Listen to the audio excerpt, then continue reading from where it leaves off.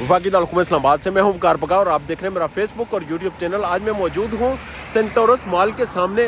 ये वो shopping mall है जिसमें कल आतिशज़दगी का मामला पेश आया और उसके नतीजे में इस शॉपिंग मॉल को सील कर दिया गया।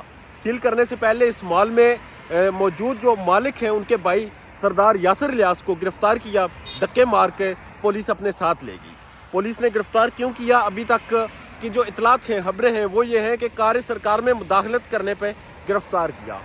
हो सकता है कि उन्होंने कार्य सरकार में मुदाखलत की हो, मगर जिस तरह से इस मॉल को सील किया गया और जिस तरह से खौफ व खराश फैलाया गया, सरदार तनवीर इलियास का बयान सामने आया और उन्होंने इस पर वाज़ेह अपना मौक़िफ़ दिया कि मुझे कतर से ज़मीन ऑफ़र की गई थी, कतर गवर्नमेंट ने जब मैंने इन्वेस्टमेंट करनी थी, और उन्होंने कहा था कि आप हमारे यहाँ आके इन्वेस्टमेंट करें और हम आपको जगह देंगे, आप यहाँ पर बिल्डिंग्स बनाएं, हाई राइज बनाएं। मगर उन्होंने अपने मुल्क में इन्वेस्ट करना मुनासिब समझा और उन्होंने इस बिल्डिंग पे, ये जो आपको नज़र आ रही है सामने, इस पे इन्वेस्टमेंट की।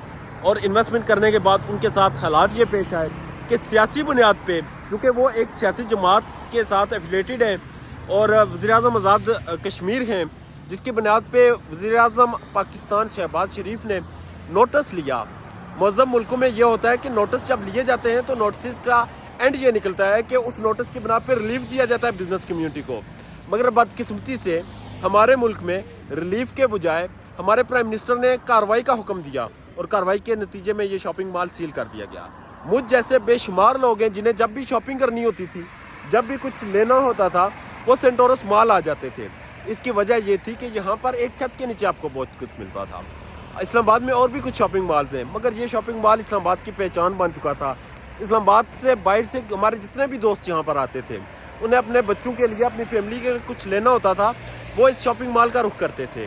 मगर इसे सील करके ये पैगाम दिया गया, ये न सिर्फ पाकिस्तानी कम्युनिटी को दिखाया गया, क्योंकि हम तो औकात जानते हैं अपनी, हम ये भी जानते हैं कि हमारी गवर्नमेंट्स क्या करती हैं, मगर हमें ये पैगाम दिया गया, हमें ये बताया गया और इंटरनेशनल कम्युनिटी को ये बताया गया कि पाकिस्तान में बिज़नेस ना करना, पाकिस्तान में इन्वेस्टमेंट ना करना।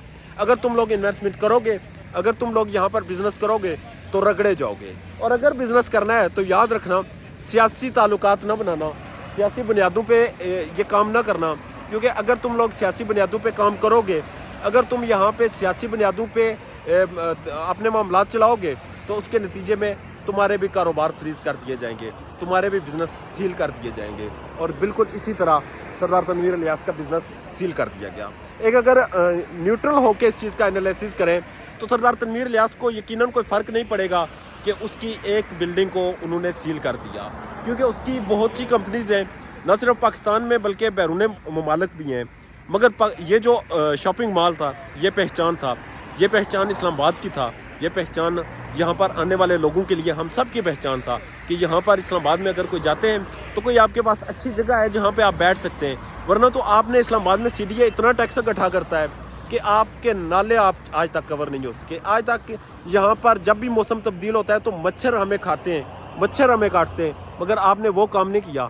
आपने प्रायोरिटी ये समझी कि एक बिज़नेस था, एक इन्वेस्टमेंट थी, उसे आपने सील किया और इंतहाई अफसोसनाक अमल आपने किया।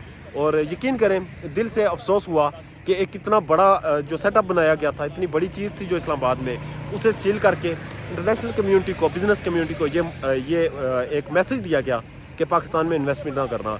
अगर इन्वेस्टमेंट करोगे तो तुम्हारा हाल भी वही होगा जो सरदार तनवीर इलियास का हुआ। अपना ढेर ज़्यादा ख्याल रखिएगा और मेरे चैनल का भी, और ज़रा सोचिएगा कि पाकिस्तान में कोई लोग बिज़नेस करना चाहते हैं जो, वो कैसे करेंगे और किस तरह से फेस करेंगे। अपना ढेर ज़्यादा ख्याल रखें और मेरे चैनल का भी अल्लाह ने के बाद।